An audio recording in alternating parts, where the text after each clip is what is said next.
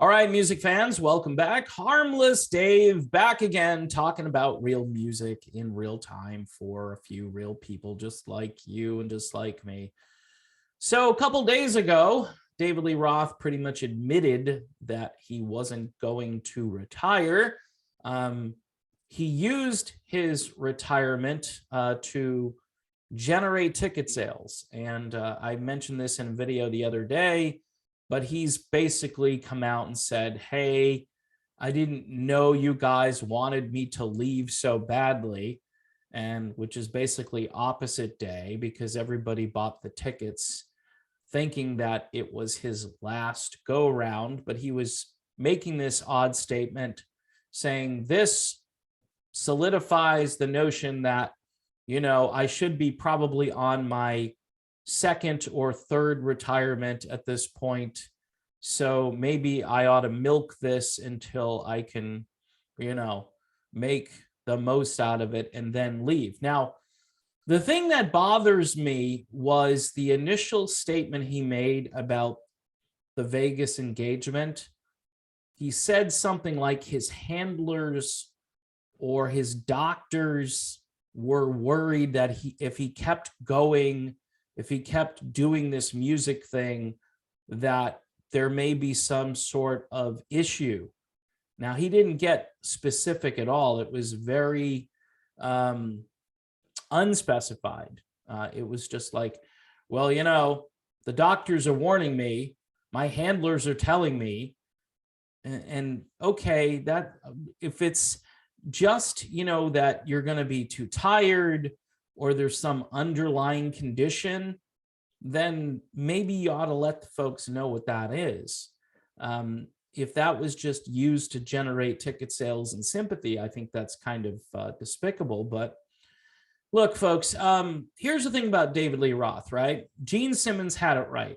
And then, of course, Gene Simmons walked everything back. I'm sorry I hurt your feelings, Dave. Gene Simmons probably walked it all back because, number one, Gene is using technology.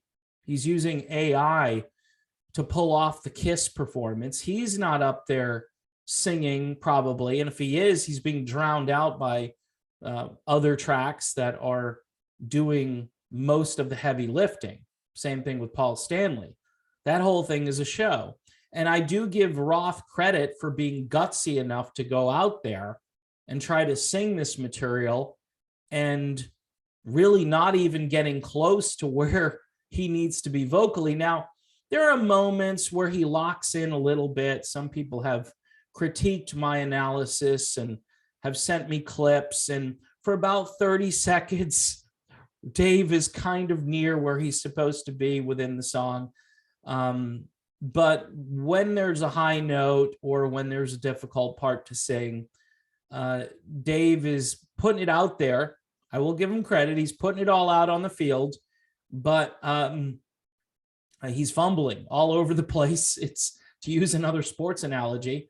And I'm being kind. I'm being charitable. I think the first gig I watched fan footage from Vegas from last year, I sent it to a guitar player friend of mine, and he was like, holy crap, Batman, how does he get away with this? And what he was saying to me was, how does he get paid to do this? Well, he's David Lee Roth. And part of Dave's shtick is to go out there and be this sort of ringmaster, and he does that really well. Even Sammy Hagar has said, hey, Dave's quite an entertainer. It's very much like the car wreck. When you drive by the car wreck and you look back and you're rubbernecking and you see how much damage there is, right? And, fluids on the ground, and you're thinking to yourself, wow, this is a lot like a David Lee Roth concert. That's the only way I can describe it. And people show up for curiosity. The Fleetwood Mac thing, if Stevie Nicks and Lindsey Buckingham are on stage together again someday, people will want to see that, whether it's good or not. It may not even compare to anything they did in their heyday or even back in 2003, and then on subsequent Fleetwood Mac tours, it probably won't even be close to that, or maybe it'll be okay. But the point is, people will want to see it. And I guess the same holds true for David Lee Roth. See, Sammy Hagar goes out there and he performs and he's reasonable. He still sounds plausible. You know what I mean? It's like, okay, Sammy Hagar, Michael Anthony, Jason Bonham. So you're thinking to yourself, yeah, that's pretty good stuff, But Roth, you're getting Dave and a bunch of really good musicians he's surrounded himself with, but mostly not brand name musicians. So people are going to see David Lee Roth, the Dave Show. And I just think Dave is a little bit out of line telling people that he's got some condition, because that's what he said. People are afraid if I go out there, I'm pushing it too much. And now he's saying, well, I'm only 67 and, the promoters say that you can do 3 or 4 or 5 farewell tours before it's actually your last one. Like, he's too young to quit. This is after saying this was going to be his last tour. Obviously, this is a way to sell tickets, and it was very effective. And he's not doing this big traveling world tour. It's just he's hanging out in Las Vegas. So he can hang in his room until showtime. Apparently, he doesn't like to do a whole lot. He's not going to mingle with people unless he takes a photographer or somebody to record everything. So if he hears Van Halen playing in someone's room, he can go knock on their door and say, hey, I'm the guy singing that song. And they look at Dave and they go, who are you? Because it actually happened. It's look, we're all getting a bit older, and people don't even look the way they used to look. So we're all kind of hanging on to stuff that maybe we shouldn't hang on to. And yes, in the year 2021, where people are certainly in need of an escape, go see some music or go see some art or go see something that will take your mind off of the news media 24/7 assault on your brain. I completely get that. But you may want to raise the bar a little bit on what you escape to. Some quality music by a performer who isn't past his or her expiration date. But that's just me. Some people want to see this because it's like going to see the World Wrestling Federation. It's much like seeing entertainment. That's why people go see Kiss. But it's the same reason you would go and visit an art gallery or go to the circus, because you're going to get some kind of a performance, or you're going to see something that's intriguing and that might be enriching. I don't know if a David Lee Roth concert in the year 2021 is going to enrich your life. It may make you feel like you're half your age, but when you watch it, you're going to probably do a little cringing, I would think. I mean, I would be like, oh man, if I brought my wife to see David Lee Roth and she knows about Van Halen and she's heard these songs on the radio for years, she's going to think to herself, who's this guy? And this doesn't sound like Van Halen to me. So, and that's the honest truth. It's more unvarnished because she doesn't have that musical perspective that I have. When you just bring somebody who wants to hear the music as it's been played for decades, and you show up and you're like, what's this clown show? What is this? So that's why the tribute band, the cover band is more viable most of the time these days, and people have to come to grips with that. Yes, you're going to see a legend. You're going to see nostalgia. You're going to see somebody who's in the Rock and Roll Hall of Fame. Great. But can they still deliver at the level that you remember? And quite honestly, at the level, if you're paying for these tickets and it's $300 or some crazy amount, you should get a value on that ticket. You know what I mean? You should get some value out of it. And it shouldn't be like, wow, that was a complete disaster and I paid $300 to see it. You should walk away going, you know what? He's still got it. This was a great show. These musicians were top notch. I enjoyed the show and I didn't have to get drunk to enjoy it. You know, if you dull the senses enough, you start to think to yourself, hey, maybe it is 1984 again. Maybe we really all should just jump, right?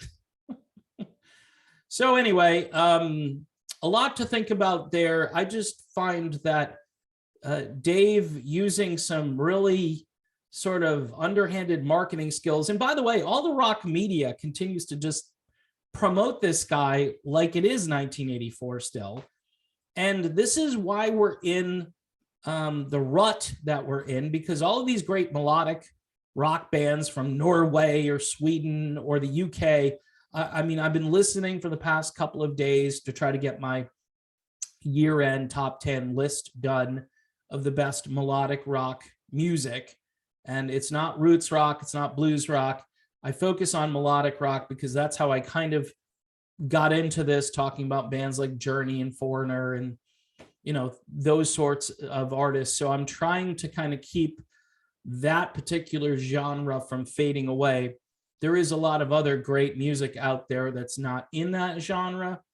And I'll tell you what, you know, if you had a radio format that was willing to take a chance on ditching the songs you've been hearing over and over again, or maybe mixing an occasional song in with a new roster of great bands that are mostly coming from Europe, a couple here in the United States, but mostly in Europe. There's a format out there to be had, much like a top 40 or a top 40 mainstream rock in the old days. I could run the station. I could be the program director, music director, station manager. I could do it. And I bet you I can make money. Not a lot of money, but you know, I could make some money doing that format, because the quality of the stuff that's out there, if you do your due diligence and look for it, the quality of the stuff is pretty darn good. And imagine having a tour of a couple of these bands where you knew the music and they performed it live and they could sing, right? Rather than trying to reach for notes that they can't hit. Look, it's biology, it's mortality, all these things factor in. And I understand rooting for the underdog, rooting for the old guy to still be able to do what he used to do back in 1984. But I think I'm kind of over that. I'm starting to get over that. I mean, most of these bands that are still roaming around, the older bands, they've replaced a lot of people.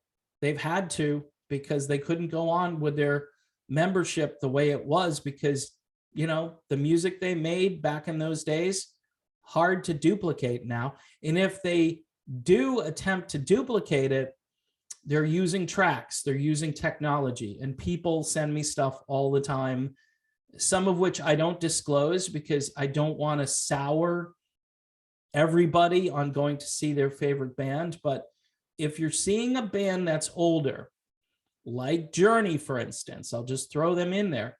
There's a good chance that it may not be just the guys on stage who are plugged in, right, who are performing. It may not just be them that you're hearing.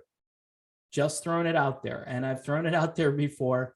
And, you know, for better or worse, that's where we're at when it comes to the older music. So David Lee Roth, very smart businessman and a little too shrewd for my liking, but he is selling tickets. If you want to go buy those tickets, he added 4 more shows.